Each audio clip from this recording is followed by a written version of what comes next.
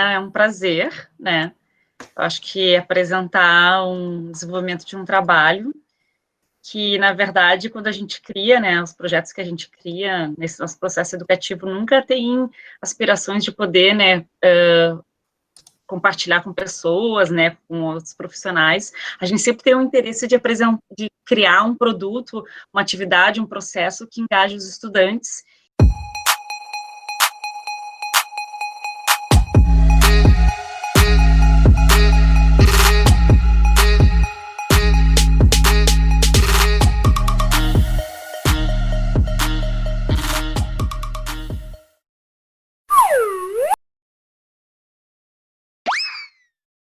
E vai tomando forma, né, esse projeto, e é muito legal poder compartilhar ele. Então, o nome do projeto é Literarte, tá? E foi desenvolvido por mim, em parceria com a minha colega, parceira de área, tá? Nós duas somos professoras no ensino médio tecnológico, e a gente já trabalha com a divisão por áreas. Então, a gente trabalha juntas na área de linguagens, eu dou aula de artes, educação física e projeto de vida, e a minha parceira que dá aula de inglês, português e literatura. A ideia do projeto inicial, na verdade, partiu de uma problemática que eu acho que tem tudo a ver com o grupo aqui, né? A gente conversando sobre literatura, dificuldade de propor com que os estudantes lessem, eu pensava em abordar a literatura porque é parte das artes, né? Enquanto ela precisava abordar na disciplina de literatura, nós tínhamos alguns problemas, né? Primeiro que a nossa turma se iniciou exatamente, a escola começou uma semana antes de se dar o isolamento social, né, da pandemia. A gente não conhecia os estudantes, foi o desafio de, em uma semana a gente viu os estudantes, na semana seguinte a gente não tinha mais eles com a gente, e nós tínhamos que desenvolver os trabalhos e tal. E o segundo problema, né, grande importante, era essa questão toda de poder desenvolver com eles o interesse pela leitura. E como é que a gente faz isso? Em contraponto, na aula de artes, eu tinha uma grande dificuldade de fazer com que eles trabalhassem o imaginário. Então, assim, vamos pensar na escola, tá? Uma escola onde os estudantes iam procurar com interesse de aprender o uso de programação, tá? O técnico deles é em programação. E aí eu tenho que manter esse interesse, esse envolvimento também com as minhas disciplinas, porque todas as áreas são importantes, são desenvolvidas na escola. Mas, ao mesmo tempo, eu percebia que, para a gente pensar em tecnologia, inovação, em programação, o imaginário, a criatividade é fundamental. E, quando eu comecei a fazer trabalhos em artes com eles, eu observei que faltava desse imaginário, dessa criatividade, desse abstrato. Quando eu pedia para eles irem além do que era evidente, palpável, nós tínhamos grande dificuldade, né? E eu, principalmente, em artes.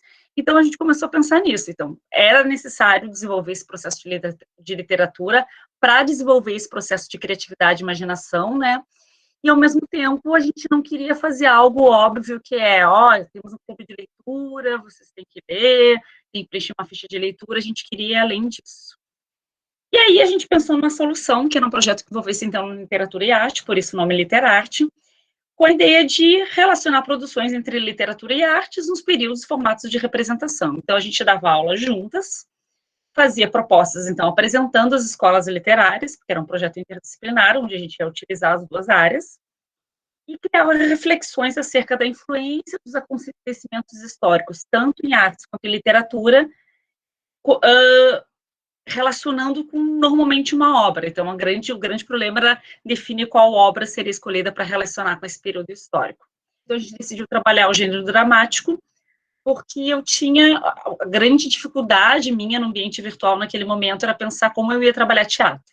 A gente foi trabalhando desenho, pintura, mas, né, o auge seria, tá, como é que eu desenvolvo o teatro, né?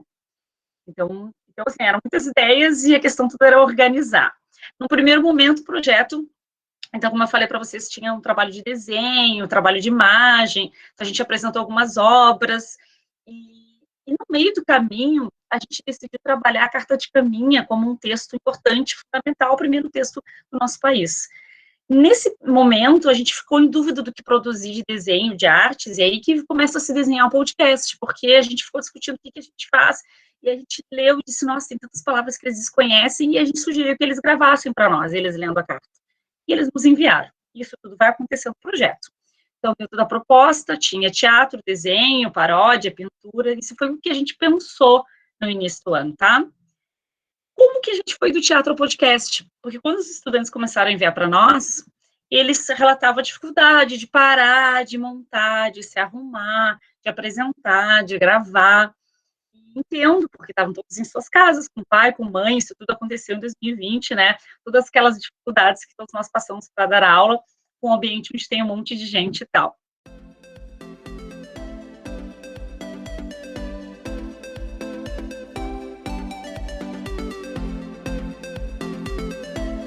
O momento que a escola, que trabalha através de projetos, começou a desenvolver um projeto. Está acontecendo o nosso projeto Literarte.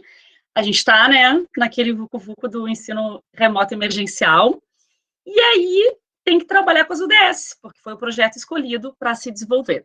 E a gente disse, bom, o que a gente faz? A gente não quer abandonar o Literarte, tem que trabalhar com a ODS. E aí a gente achou, né, a fuga, né, a ODS 4, que fala assegurar a educação inclusiva, equitativa e de qualidade e promover oportunidades de aprendizagem ao longo da vida para todos. E aí a gente disse, bom, em vez da gente utilizar os vídeos, vamos utilizar os áudios, e aí a gente monta um podcast, uma lista, né, de podcast, e contribui com a comunidade, porque a gente pode compartilhar e todo mundo ter acesso a esses áudios e conhecer essas literaturas, esses áudios que eles gravaram, inclusive, através desse podcast. Então, claro, isso foi tudo, né, democraticamente envolvendo os estudantes, e a gente foi propondo, e aí a gente começou a criar, de fato, o podcast.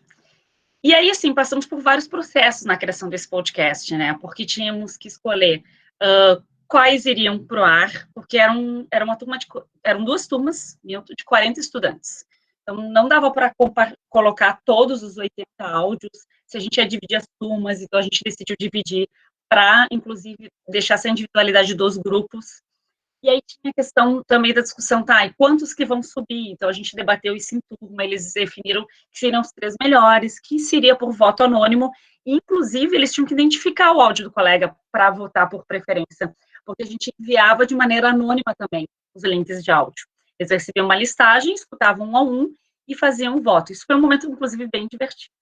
A gente escolheu uma plataforma, então, para eles utilizarem, o Anchor, e aí a gente construiu. Eles escolheram a imagem que iria para o podcast, a cor que seria utilizada, o nome foi por votação, e quando a gente ia disponibilizar isso para a comunidade. Então, isso foi democraticamente construído.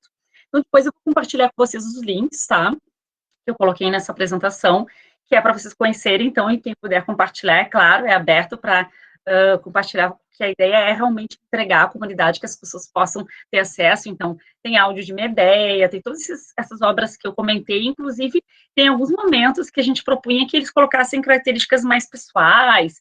Então, teve alguns áudios que eles fizeram em outra língua, fizeram em inglês, tem alguns que eles criaram adaptações, trouxeram a história para o mundo real, né, utilizaram de dramaticidade, um texto que era mais de relato.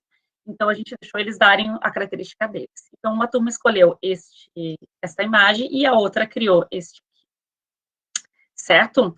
E aí vem todas as discussões que a gente começou a construir, tá, com eles. Porque, ao final, eu acredito que o resultado não foi nem a produção do podcast com eles.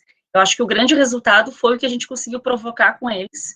Então, a gente tem essas turmas novamente, e eles abrem câmera, e eles não têm mais vergonha da voz, eu já estou trabalhando canto com eles, então eles cantam, e na idade deles, assim, né, ensino médio, é algo difícil, a gente trabalha com muitas vergonhas, ainda muita dificuldade de se abrir, e a gente conseguiu uma grande abertura deles por conta disso.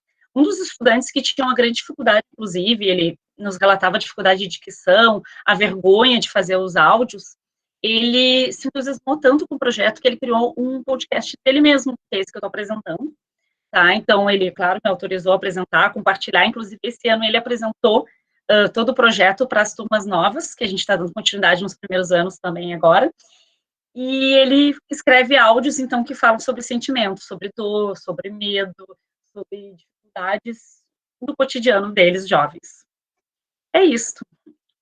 Então, quem quiser me contatar por e-mail, posso compartilhar o material, qualquer outro material que a gente tenha desenvolvido neste período.